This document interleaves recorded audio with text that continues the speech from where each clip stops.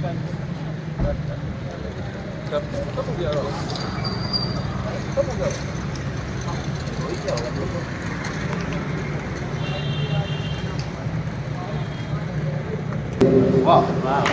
फिर किसी ने कहा है कि ललित कला से पूर्ण है धन्य ललितपुर धाम।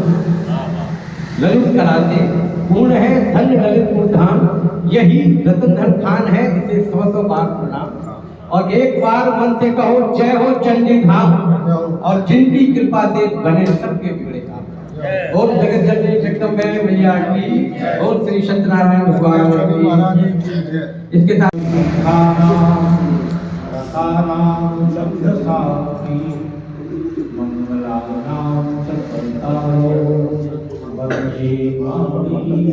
जय हो जय हो। माँ वाणी को प्रणाम करता और एक छोटा सा आपकी शिल्पाजी के शब्द हमारे आ गए तो सुनाना चाहता हूँ।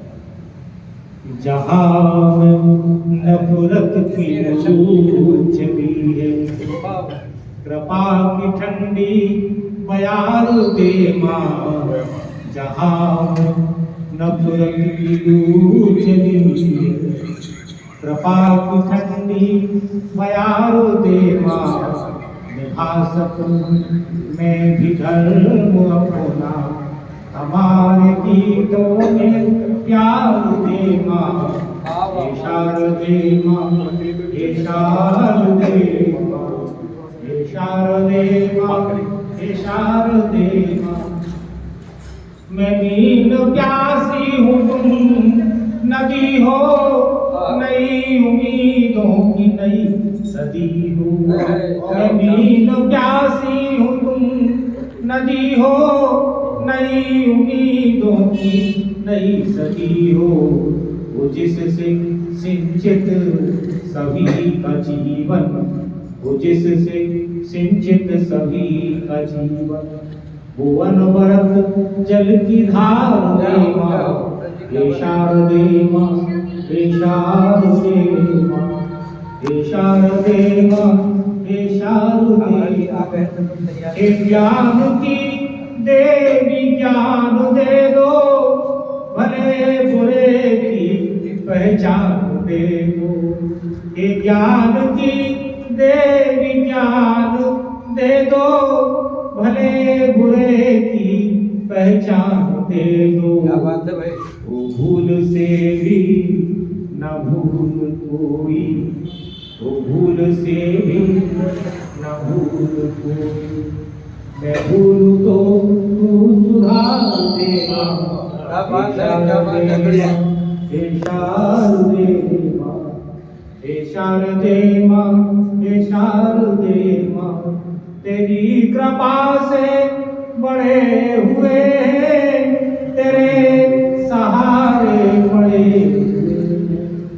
तेरी कृपा से बड़े हुए हैं, तेरे सहारे बड़े हुए हैं।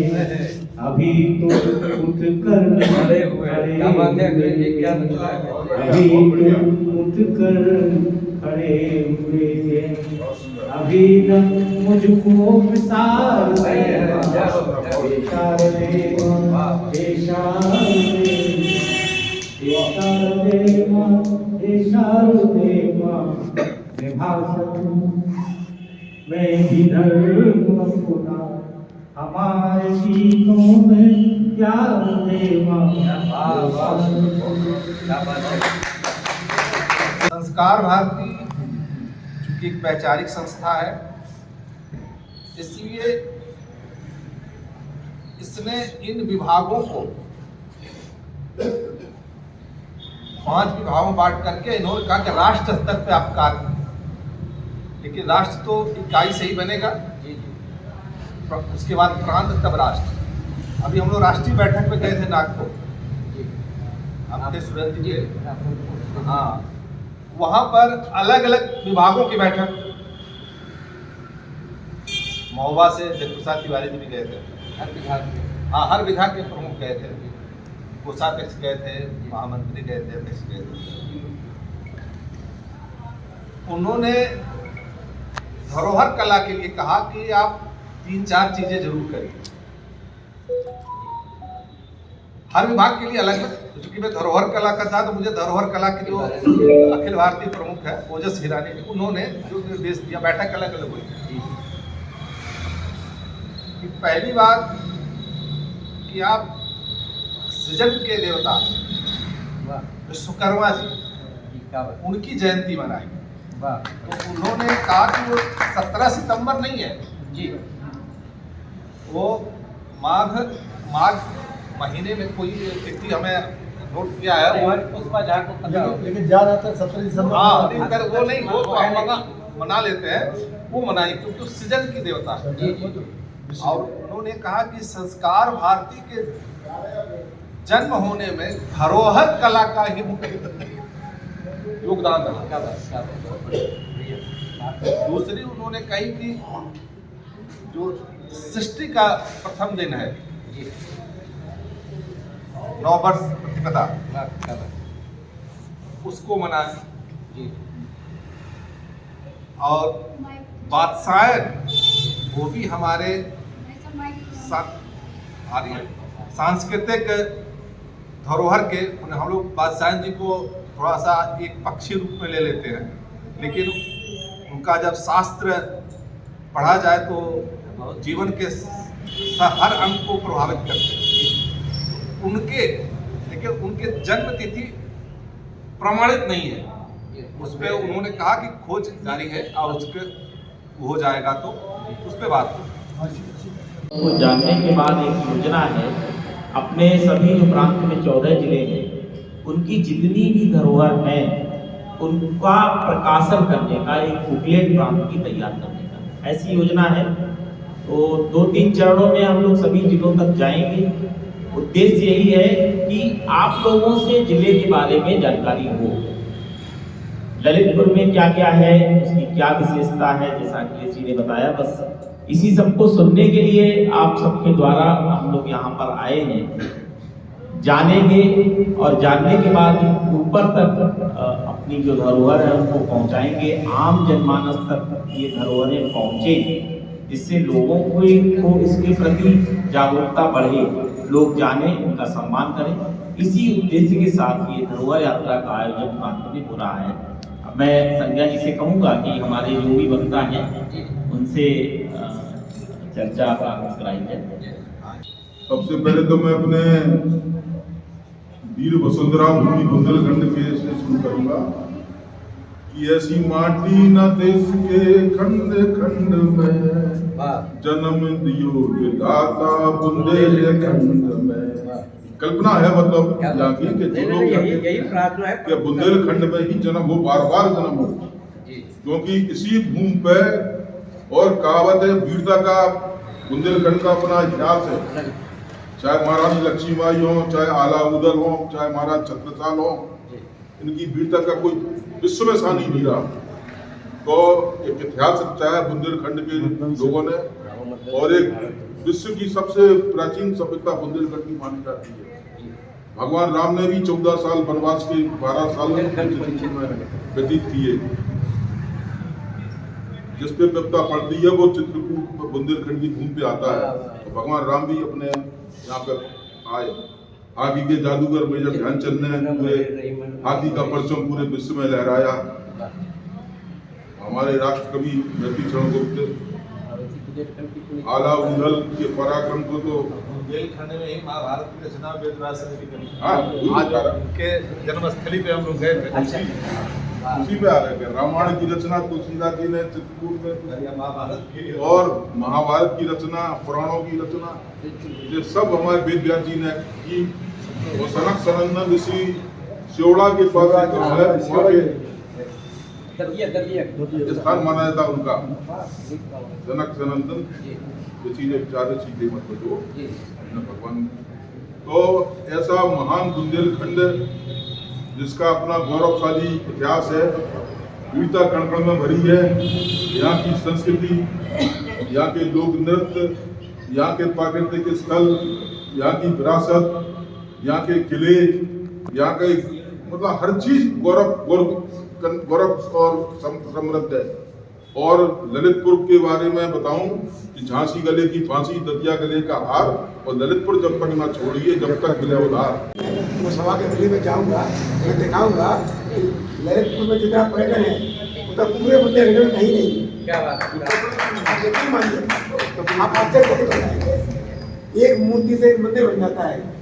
केवल मैया के लिए 2000 मूर्तियां हैं। बताइए क्या बात है? आदमपुर, सारी आदमपुर 2000 से कम नहीं है। अब मजबूरी में इतनी ज्यादा मूर्तियां थी तो दीवारों में उसे दीवार बना दी। दीवार बना दी। मतलब 4 दीवारें मूर्तियों से ही बनी है। दीवार में उनको लंबी स्थापित लंबी। कर दिया जिससे कोई दर्द चप्पा चप्पा के पूरी दीवार में। बहुत लंबी कतार तो है। वहाँ पे यार मूल उसको खोला जाए, उसको निकाला है, तो दोबारा उसको स्थापित किया जाए। ये ईसाई वाले पर्यटन का बहुत नुकसान कर रहे हैं। ये पर्यटन की चीजों को छुपा रहे हैं। संरक्षण के नाम पे ना तो उनका स्वरूप बदलने दे रहे हैं, ना अच्छा कर रहे हैं, ना पर्यटकों के आने से मना करते हैं। पर्यटक यहाँ ना आए, वो चाहते हैं पर्यटक ना आए, उनको दिक्कत होती है। और वो जो फंड आता है पैसा, तो भयंकर हेराफेरी होती है। मूर्तियों की सुरक्षा के नाम पर पैसा आता है, वो सारा पैसा बर्बाद जाता है या खा लिया जाता है। मूर्तियाँ जहाँ की ना बर्बाद पड़ी है। हर साल करोड़ों रुपये खर्च होता है दशावतार मंदिर में। आप जाके देखेंगे तो मूर्तियों की हालत खराब हो रही है। तो वहाँ पे उस मूर्ति के अलावा तो वहाँ पर फिर आगे जाके कोई बहुत ही दिव्य दर्शन हुए तथागत बुद्ध के, जो 1000 साल पहले खो गए थे। ये मूर्ति भी 1000 साल पहले औरंगजेब पीटर से, जब औरंगजेब आया 500 साल पहले, तब वहाँ के अनुयायियों ने हटा दी थी। उसके नीचे खजाना आज भी मौजूद है। मूर्ति के नीचे वहाँ जमीन में खजाना है। आज भी आप खोलेंगे तो अरबों रुपये खजाना मिलेगा। स्वर्ण मुद्रा है खोज जाए। तो वो जो मूर्ति है वो बहुत खूबसूरत है। उसको खोजा जाए फिर बताते हैं। फिर वहाँ पे हम एक पूरी टीम लेके गए जंगल में, और वो बका लेके गए, लाठे लेके गए, जंगली जानवर हटाते थे और लकड़ियों को काटते थे, झाड़ियों को छाटते थे। ऐसे ऐसे करके वहाँ पहुँची है। वहाँ जाके बुद्ध गुफा की खोज हुई है। बुद्ध गुफा में ऐसी 2-3 मूर्तियाँ हैं। हमने कहा से दिवाकर जी बहुत अच्छी जानकारी दी, और हमें है कि मतलब ये चीज हमें नई पीढ़ी तक ले जाना है। यही उद्देश्य है। हर यात्रा का उद्देश्य है। जैसे कि हमने उसमें कहा भी था, किसी की गोष्ठी में बच्चे क्यों, क्योंकि वो सब इन चीजों को नहीं समझ पा रहे हैं। हमें उन तक और स्कूलों में करवाइए। ये ब्रजेश जी के लिए है कि जो जिस विधा के हों उसको अपनी एक टोली बनानी है, एक अपनी टीम बनानी, मतलब अलग से कोई नहीं लेना है, जिसमें वो जो सदस्य नहीं भी है संस्कार भारती के, लेकिन उस विधा में रुचि रखते हो, तब उनसे आप सहयोग करिए और पूरी कार्य योजना आप बनाइए और अपनी कार्यकारिणी में रखिए, अध्यक्ष मंत्री के पास, और कार्यक्रम करिए। आप प्रांतिक स्तर का करना चाहते हैं, उसके लिए अपनी कार्यकारिणी में बात करिए, फिर उसके लिए समय स्थान तय किया जाएगा। क्योंकि इसमें ये मंत्री का ही, अध्यक्ष का ही अब कार्य नहीं रह गया है। पहले शुरुआत में था कि मंत्री अध्यक्ष होते थे और ये लोग जो प्लान करते थे। अब जो कला विभाग संयोजक है, चाहे लेखो, चाहे संस्कार भारती हो या अन्य संस्था हो, ये हमेशा अपने स्तर पर तो बड़ा बुनियादी काम करती है, पर जब तक जनता का जुड़ाव इन स्थानों से नहीं होगा तब तक आप समग्र प्रयास अधूरे है। बहुत अच्छी बात भाई राम जी। यूनेस्को ने विश्व धरोहर में हमारी सैकड़ों चीजें रख दी, उनमें से इक्का दुक्का मुश्किल केवल जो बुद्ध गुफा है विदिशा में, बस वही लोग साझी वही देखने जाते। और एकमात्र पक्की चीज आप समझ लें, किसी भी प्राचीन धरोहर का विकास तब तक नहीं होगा जब तक वहाँ पर पर्यटन को नहीं जोड़ा जाएगा और पर्यटन के साथ साथ समुचित संसाधनों को नहीं जोड़ा जाएगा। पहले लोग जाते थे, जान जोखिम में डाल के जाती थी, आज कोई जान जोखिम में डालने को तैयार नहीं। पूरा जीवन हमारे संतोष शर्मा जी भाई साहब ने 50 साल से ज्यादा का कठिन जीवन, जिस वक्त तांगा और साइकिलें बहुत मुश्किल चला करती थी, मिला करती थी, उस वक्त कैसे 4-4, 5-5, 7 दिन जंगलों में गुजारे। हमारे दिवाकर भाई साहब ने इनके बारे में अभी भी कहानी तो मगर भी पकड़ लेते हैं और सांपों से तो इनका इतना प्रेम है कि हद से ज्यादा सांप की जितनी गति फन मारने की होती है उससे ज्यादा तेज गति इसने की उनको पकड़ने की।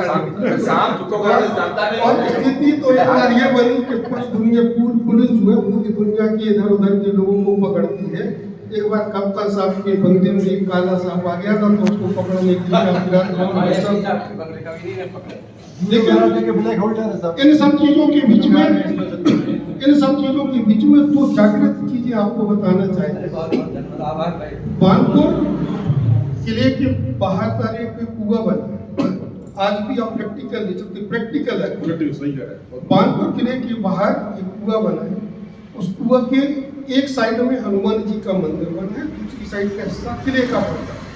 और जीवन उदाहरण 24 घंटे सर जिस तरफ हनुमान जी का मंदिर है उस तरफ से जब हम जल निकालते हैं मटके में घड़े में पानी से तो वो पीने योग्य मीठा निकलता है, और किले तरफ से उसी कुएं में से जब हम पानी निकालते हैं तो खारा निकलता है, समुद्र की तरह निकलता है। उस कुएं का नाम मोतीसाला है।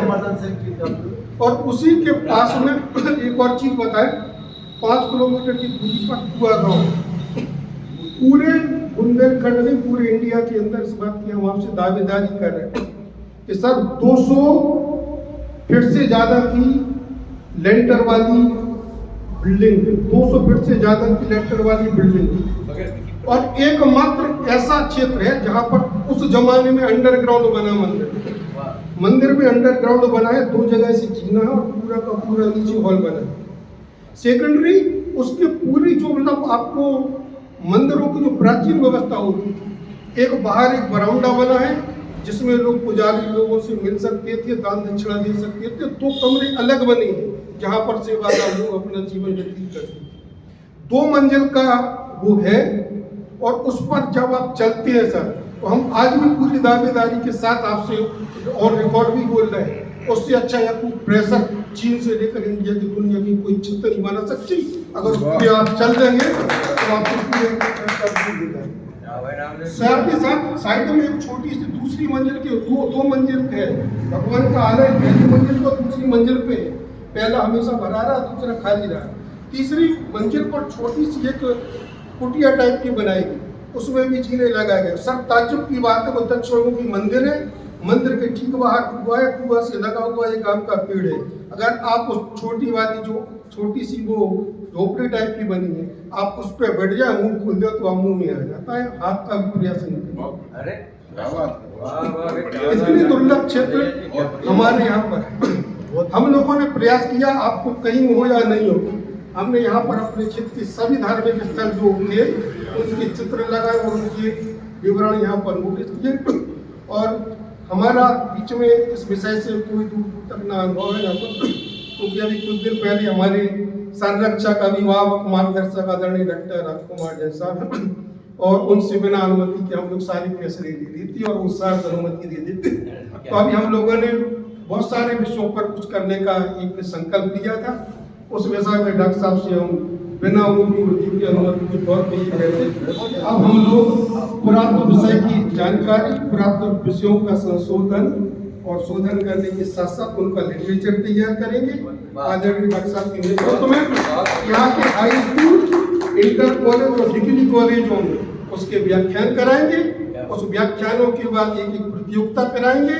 हर स्कूल से 10-10 बच्चों को सिलेक्ट कर आदरणीय डॉक्टर साहब के नेतृत्व में उन स्थलों का उन्हें निरीक्षण कराएंगे, पर्यटन कराएंगे और उनकी वीडियो का प्रकाशन करेंगे।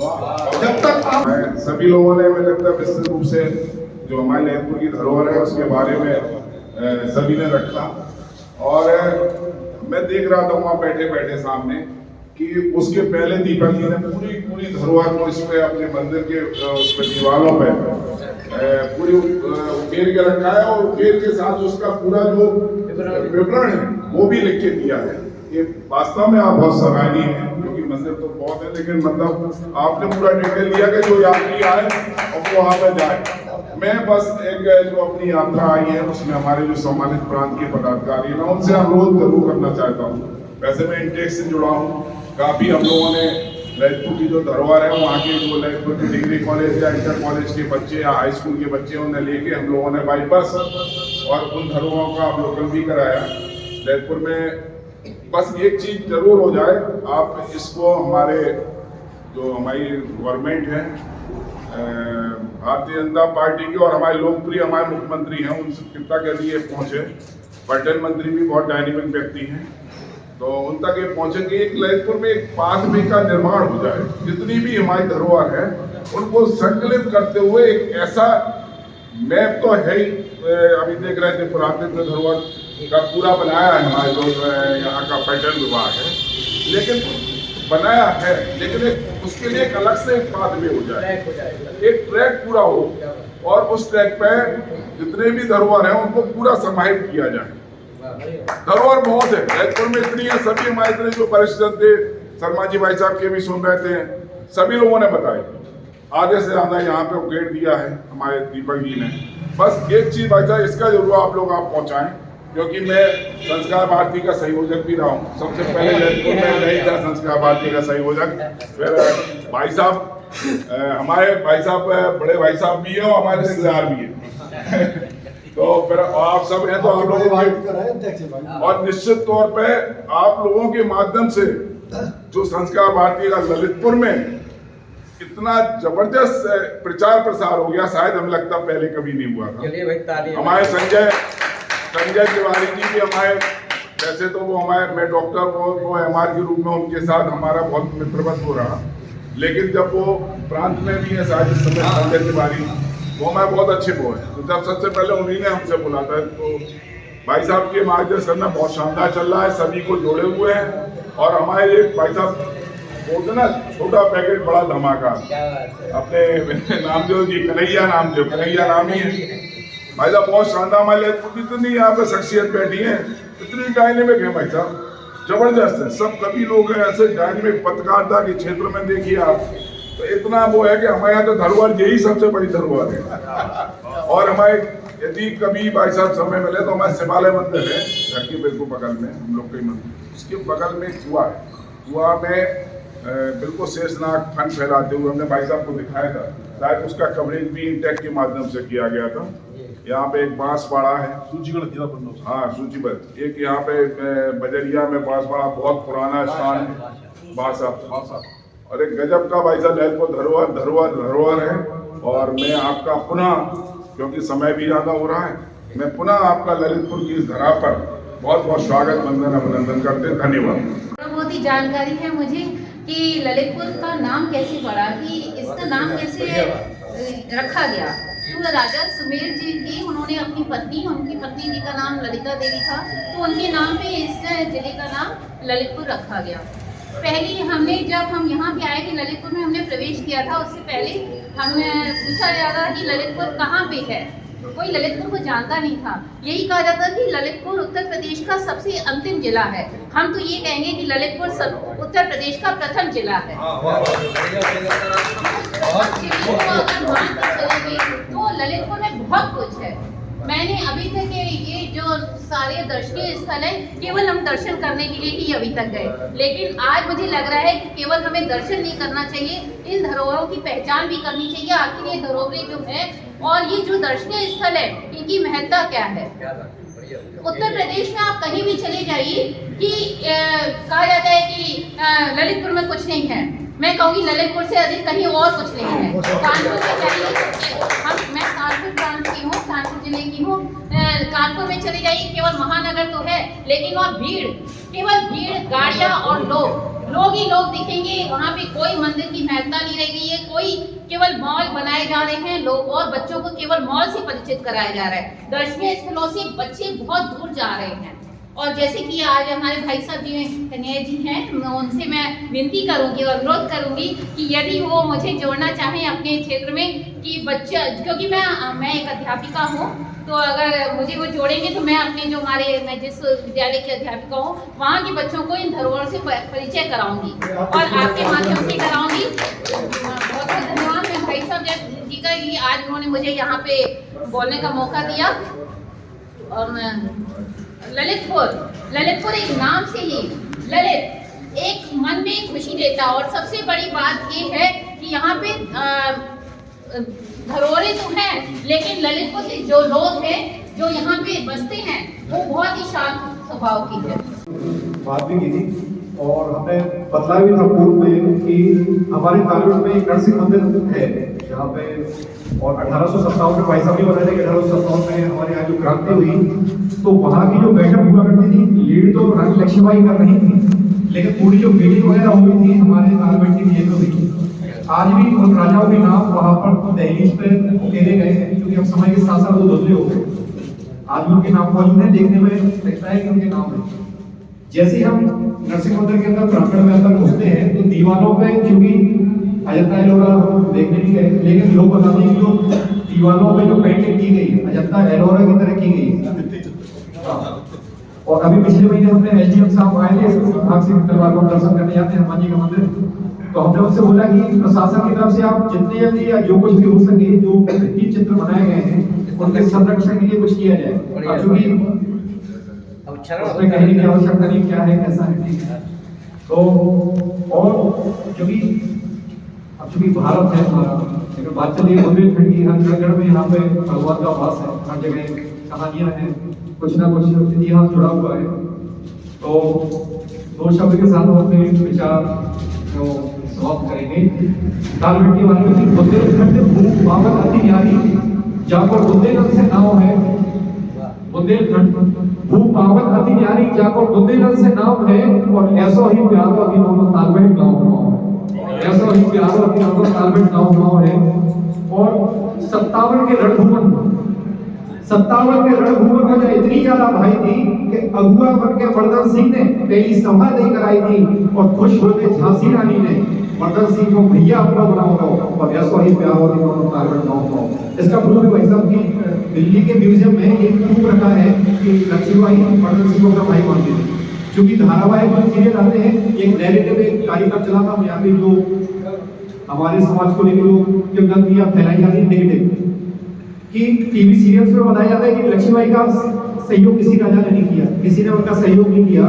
लेकिन वर्धन सिंह आज भी दिल्ली म्यूजियम में इसका साक्ष्य रखा है कि वर्धन सिंह ने अपनी पूरी फौज लेके लक्ष्मीबाई के सहयोग के लिए तलवार से लगे रहते। तो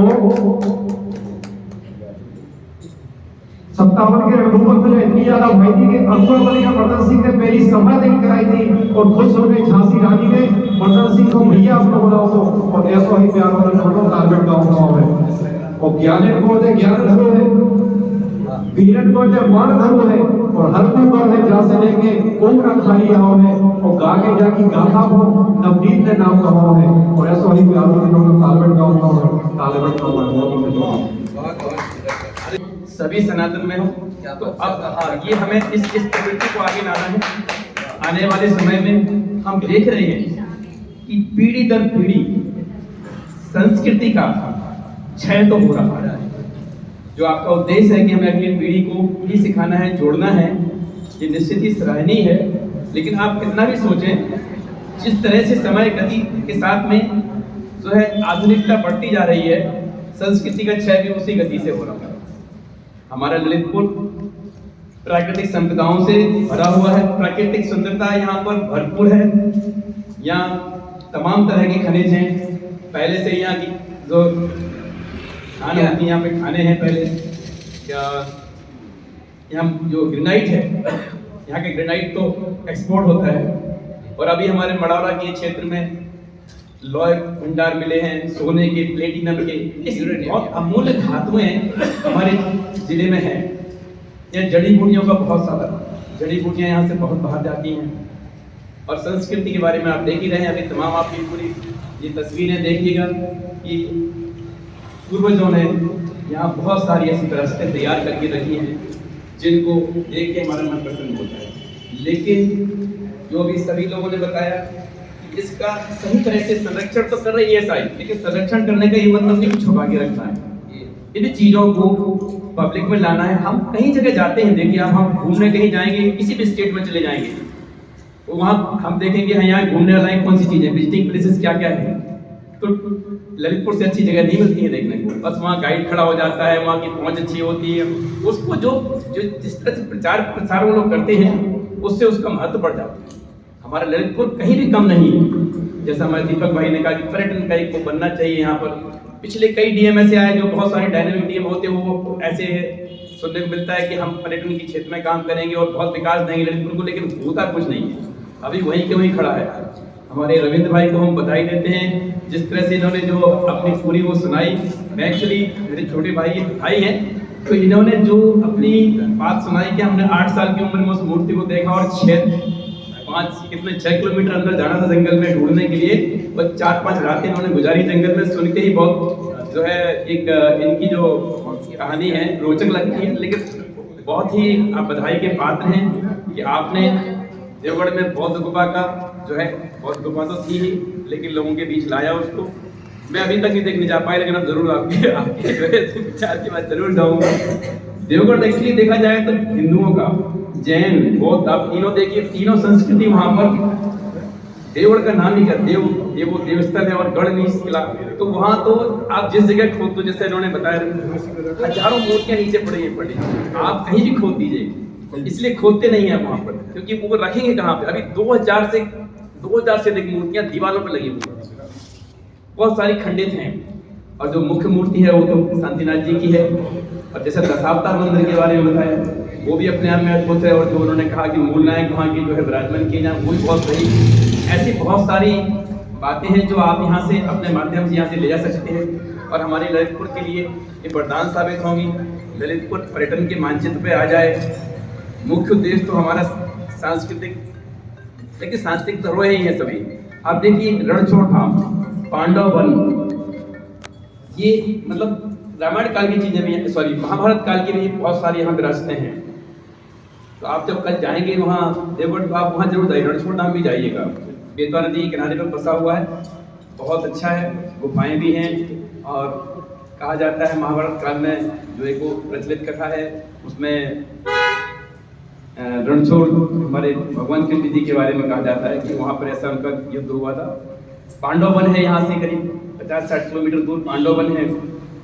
तो ऐसी बहुत सारी सांस्कृतिक विरासत है जिनको हम लोग सजो के रखें और लोगों के बीच लाएं। जैसा कि हमारे अभी कन्हैया जी ने कहा, हम लोग अभी एक संकल्पित हैं एक समाज सेवाई काम से, उसमें हम इस चीज़ को भी जरूर रखेंगे। ये एक हमारा एक पटल ये भी होगा, सांस्कृतिक विरासत और जो है सनातन संस्कृति। तो इसके लिए भी हम एक अलग से टीम अपनी बनाएंगे, और निश्चित रूप से इस क्षेत्र में भी हम लोग काम करेंगे कि आने वाली पीढ़ियों को हम शिक्षित करें। आपका जो यात्रा का उद्देश्य है सफल हो, और आप हमारे जनपद में कम से कम 2 या 3 दिन रहिएगा, तब जाकर आप सब चीज़ों को देख पाएंगे। मुझे मालूम चला आप सुबह देवगढ़ जाने वाले हैं, तो देवगढ़ में आप जब जाएंगे तो जैन मंदिर भी देखेंगे। 8वीं-9वीं शताब्दी के जैन मंदिर है, और ये गुप्तकालीन जो दशावतार मंदिर है वो तो वर्ल्ड फेम है। तो देवगढ़ को एक तरह से देखा जाए तो इसके मानचित्र पे बहुत है, लेकिन यहाँ इसका इतना प्रचार प्रसार नहीं है। तो ऐसे जो है छठा आपको हमारे ललितपुर में, आप वहाँ जाएंगे महावीर वन है, वहाँ पर जो है वन विहार बना हुआ है, गिद्धों के लिए भी वहाँ सुरक्षित जगह है। हमारे ललितपुर में बहुत घने बहुत जंगल हैं जहाँ पर कि ऐसे जानवर हैं जिनके बारे में हम लोग यहाँ बाहर जाते हैं तो हम लोग सफारी करते हैं, और हमारे ज़िले में भी बहुत सारे ऐसे जानवर हैं उपलब्ध हैं। लेकिन ये बात सही है कि ललितपुर पिछड़ा हुआ है। मैं जबलपुर में पढ़ा हूँ, उसे संस्कार धानी कहते हैं मध्य प्रदेश में। मुझे लगता है ललितपुर बुंदेलखंड की संस्कार धानी होना चाहिए।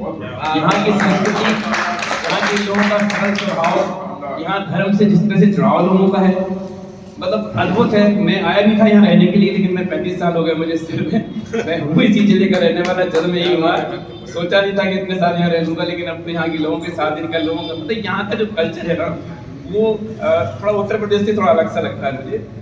मध्य प्रदेश से मिलाकर कुल मिलाकर के बहुत डिफरेंट कल्चर है, बहुत अच्छे लोग हैं यहाँ पे। और धर्म का तो यहाँ पर बहुत ज़्यादा मतलब धर्ममय वातावरण रहता है। हमारे यहाँ सदन साय है, भगवत मंदिर है, ये तो खैर ये अभी के प्राचीनता तो में नहीं है उतनी, बट जो प्राचीनता जो 8वीं-9वीं शताब्दी के मंदिर जो भी रवि जी ने बताया है, वो उस गुप्तकालीन प्रातिहार और कल्चरी जो कला है उसको आप कल देवगढ़ में अवश्य देखें। और हमारी इस बात कहता है वही काम करती हूँ, जो मन मेरा कहता है वही काम करती हूँ। आप स्नेह आप सबको सुबह शाम करती हूँ, स्नेह आप सबको सुबह शाम करती हूँ।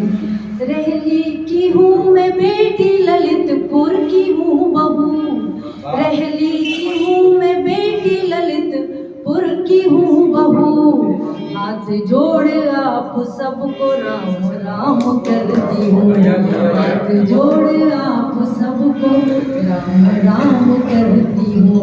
और 4 पंक्तियाँ बेटियों पर कि दो कुल की कुशल पालिका होती है बेटियाँ, दो कुल की कुशल पालिका होती है बेटियाँ, ईश्वर के मान मालिका होती है बेटियाँ, ईश्वर के मान मालिका होती है बेटियाँ। ममता की मधुर प्रेम की मूरत इसे समझ, ममता की मधुर प्रेम की मूरत इसे समझ, कालों की काल कालिका होती है बेटियाँ, कालों की काल कालिका होती है बेटियाँ।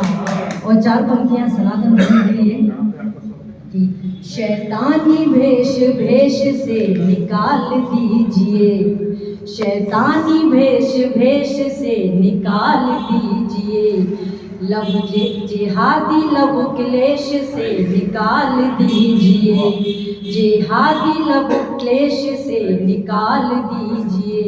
और जो राम का विरोध कर रहे हैं देश में, जो राम का विरोध कर रहे हैं देश में, जो राम का विरोध कर रहे हैं देश में, उनको भी अपने देश से निकाल दीजिए, उनको भी अपने देश से निकाल दीजिए, उनको भी अपने देश से निकाल दीजिए।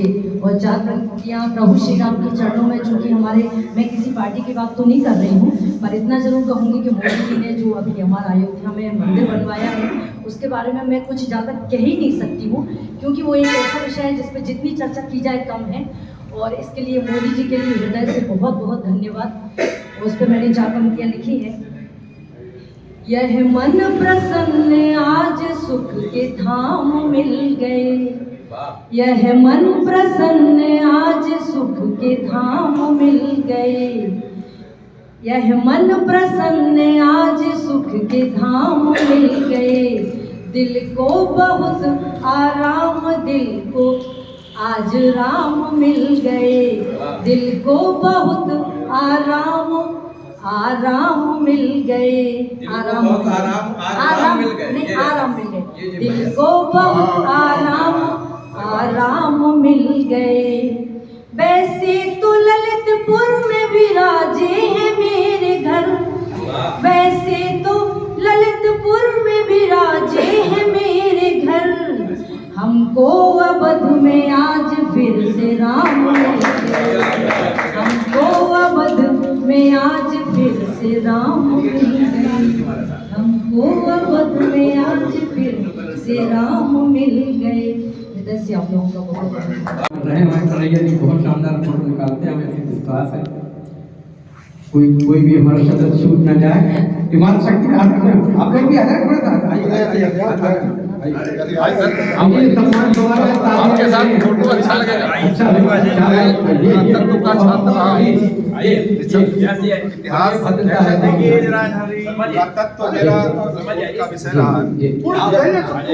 सभी लोग आ जाइए, हल्का हल्के से फैल जाए, थोड़ा सा जो किनारे वाले थोड़ा सा अब एक अखबार का भी बढ़िया फोटो निकाल कर रहे हैं, अखबार निकाल दी खबर, आप भी आ जाओ। इनको दे दो, इसको दे दो, बच्चा बेटा तुम निकाल दीजिए एक सबकी ग्रुप फोटो बेटा, अखबार की कोई छूट न जाए, अच्छी बात, अच्छी फोटो आई। और इसके आगे मैं कहना चाहूँगा कि जो हम लोगों ने विस्तृत जानकारी के लिए आज हमारे बीच इलेक्ट्रॉनिक और प्रिंट मीडिया के पत्रकार श्री दिवाकर जी एवं श्री संतोष शर्मा जी को आमंत्रित किया था, उनके लिए भी स्मृति चिन्ह जैसे कि अभी हम देखते हैं कि कई जिलों में या कई स्टेशनों में जो भी वहाँ की धरोहरें होती है या वहाँ की विरासत होती है, वहाँ पे एक स्टॉल होता है। इसी तरह ललितपुर में भी इसके लिए एक स्टॉल लगाना चाहिए जिसमें सारी धरोहरों के बारे में जानकारी प्राप्त करें। रामदेव जी अन्य थाना ले तो एक इस पे एक फोटो दिखाते हैं। अरे सर फोटो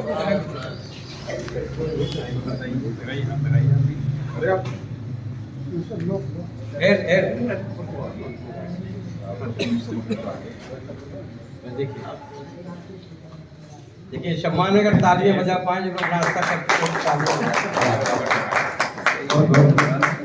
मैं डॉक्टर आपके साथ डॉक्टर दीपक चौबे जी, यहाँ पे हर शर्मा जी, डॉक्टर है, सब सब यही है, पुरातत्व है, पत्रकार है।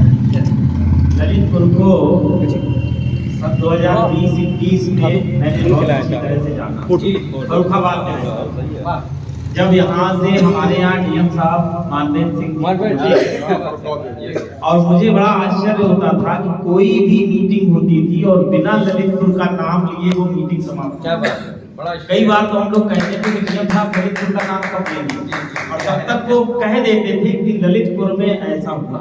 वास्तव में बहुत प्रशंसा करते थे हम लोग बहुत बड़े, हम लोग कृपा पात्र रहे उनके बहुत।